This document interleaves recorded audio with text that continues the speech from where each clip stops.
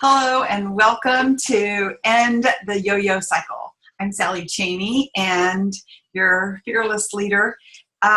First of all, I want to thank those of you who've already told us your story and invite the rest of you to join in.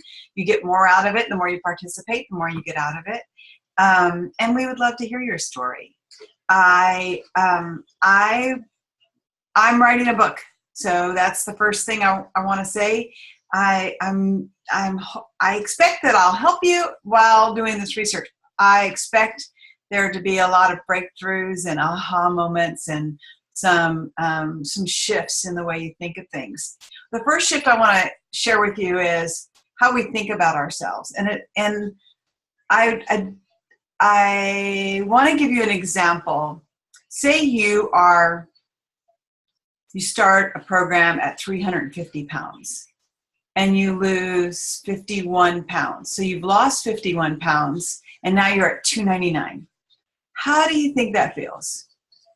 Pretty good, right? I mean, maybe you're dressing a little different, you're walking a little different, you have a little strut, you just feel better. You feel so good about yourself. Now, let's take you again and say you're starting at 250 and you gain 49 pounds, and now you're at 299, just one away from 300. How do you feel? You just feel like a loser. You feel big. You feel out of control. You just feel terrible, right? But this is what I want to point out. You are still you. The weight is still 299. The weight is the same. So what I want to encourage you to do is to embody the feeling of the strut, feeling good about who you are and wherever you are. Doesn't matter what the scale says. It's just a shift in your mind. So, and I have so many ideas that'll help you. But first we have to dig deep and explore, and it's hard for me to do that part without all of the solutions. That's just something, when I say I love my body, there's so many things to love about your body. I mean, it heals itself. You cut yourself and, before you know it, it heals itself. It gains weight, so in case of famine, you'll survive. It does so many miraculous things, and everything it does and everything it says to us, it does to protect us and to keep us alive. So we have to be grateful and we have to love our bodies.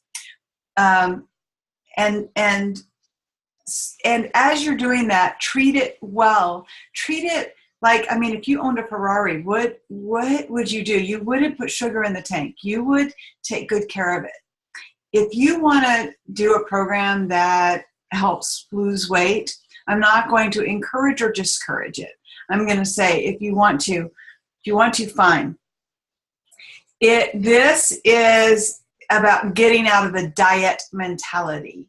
So even if you do get on a program, it'll be good information for us. And I want you to put on a hat that is a scientist. I want to go, isn't that interesting?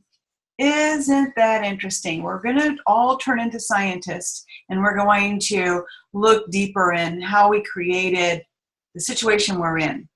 And I want to talk, the first thing that I want to do is explore stories, food stories, because we are programmed to tie food in with so many things. We're programmed to tie food in with comfort. We're programmed to tie food in with celebration, and just so many things. Nurturing, they're bonding. There's so many things that we tie food to. I'll give you a couple of stories of my own. When I was a little kid, if we got an A, or however many A's we got to have a Baskin-Robbins ice cream. When my heart was broken, my mom, she would get a half a gallon of ice cream out, and we would clean it up. So where all the scoops, were previous scoops, we would take our spoons. She'd have that half a gallon on the counter, and we would each have a spoon and just take a bite and clean it up. And we just kept moving that flat line down that half a gallon of ice cream. If I scraped my knee, she gave me a cookie. These are some examples of how I tied food in with comfort and how I tied food in with celebration. So that's what I want you to do. So below this video, just write, it could be a celebration, it could be gatherings.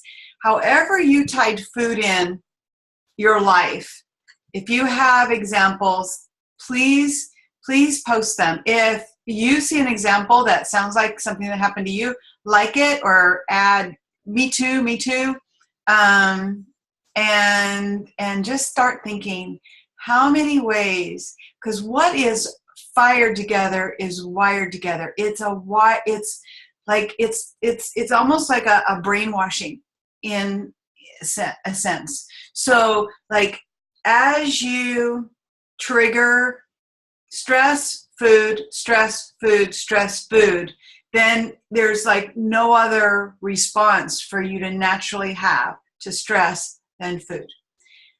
It can be changed, but right now we're just going to explore how we started at very young ages and through our lives, firing the food with other things in our life. Movies, popcorn, those sort of things. So go ahead and go. Welcome. I'm so glad you're here. This is a very encouraging group. I love what you're doing so far. Keep it up and write down any experience you had that fired food with an emotion or an event. All right. Thank you. Mwah. # I love my body.